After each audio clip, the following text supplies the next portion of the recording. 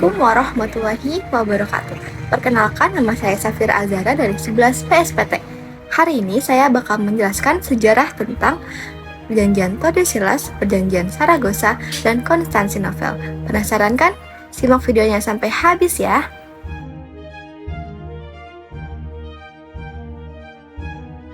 Yang pertama ada Perjanjian Tordesillas. Perjanjian Tordesillas adalah sebuah kesepakatan yang ditandatangani pada 7 Juni 1494 oleh Spanyol dan Portugal.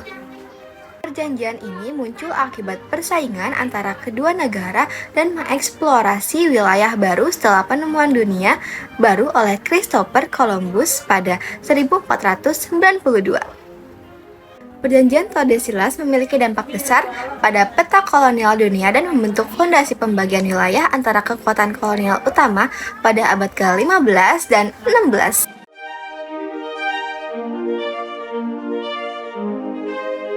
Melalui perjanjian ini, Paus Alexander VI membuat sebuah garis demarkasi yang membagi dunia menjadi dua bagian. Wilayahnya dibagi dua, diantaranya wilayah di sebelah barat garis diberikan kepada Spanyol dan wilayah di sebelah timur garis diberikan kepada Portugal.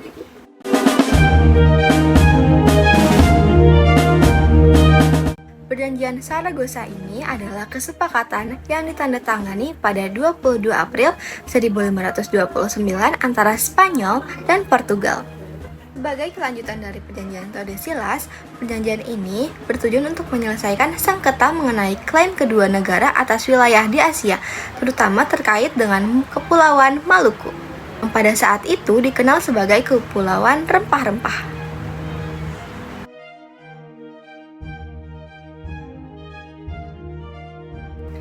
Setelah Perjanjian Tordesillas 1494 yang membagi dunia di luar Eropa menjadi dua bagian, Portugal dan Spanyol tetap mengalami perselisihan mengenai penguasaan wilayah di timur, khususnya di Asia.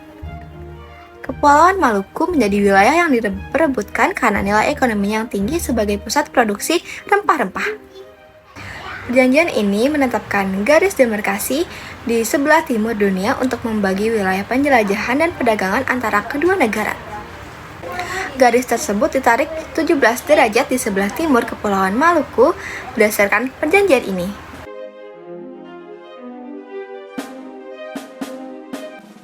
Perjanjiannya yaitu Spanyol setuju untuk menjual haknya atas Kepulauan Maluku kepada Portugal dengan jumlah 350.000 dukat emas. Sementara Portugal mendapatkan kontrol penuh atas Kepulauan Maluku dan jalur perdagangan rempah-rempah di Asia Tenggara. Dan Spanyol tetap bisa menguasai wilayah Filipina yang berada di sebelah barat garis demarkasi. Perjanjian Saragossa ini adalah memperjelas wilayah kekuasaan Portugal dan Spanyol di Asia, dengan Portugal menguasai sebagian besar wilayah perdagangan di Asia, dan Spanyol lebih fokus ke wilayah Pasifik. Dan yang terakhir ada kejatuhan Konstantinopel ke tangan Islam.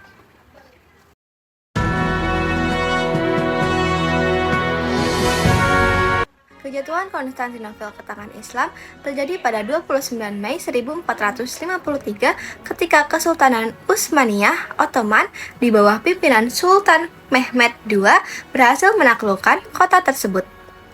Peristiwa ini merupakan momen penting dalam sejarah dunia, menandai berakhirnya Kekaisaran Bizantium dan memulai era kekuasaan Ottoman di wilayah tersebut.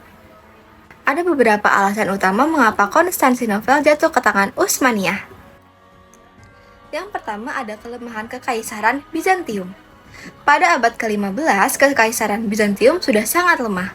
Wilayah Kekaisaran ini telah menyusup drastis dan Konstantinopel adalah salah satu wilayah terakhir yang tersisa.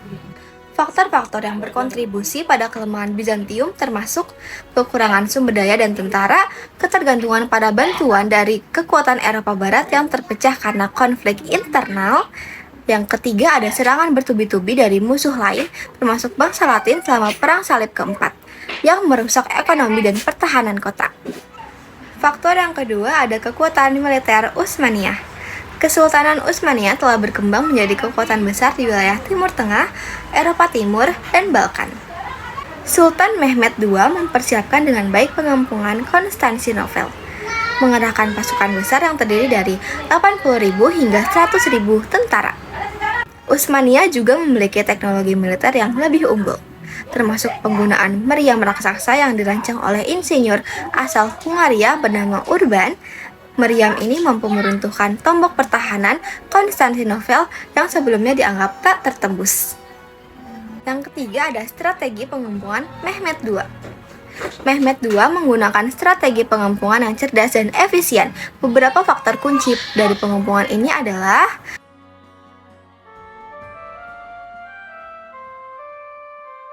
blokade laut dan darat. Mehmed II memblokade Konstantinopel dari segala arah, mengisolasi kota dan menghentikan pasokan bantuan dari luar. Pemindahan kapal. Ottoman berhasil memindahkan kapal-kapal mereka melintasi daratan dari Selat Bosporus ke Teluk Tanduk Emas atau Golden Horn. Yang ketiga ada teknologi meriam. Senjata berat yang digunakan Utsmaniyah, terutama meriam besar, sangat efektif dalam menghancurkan tembok Konstantinopel.